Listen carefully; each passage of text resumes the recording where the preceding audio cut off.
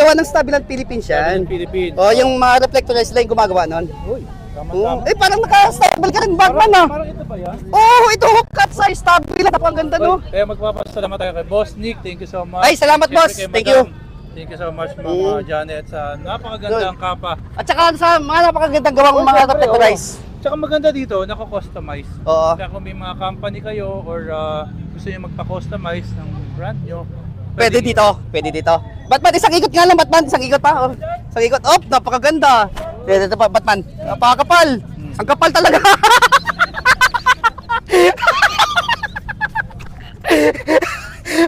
Goods na goods yung gawa ni Stabilan ngayon, pare. Goods na goods. Goods na goods.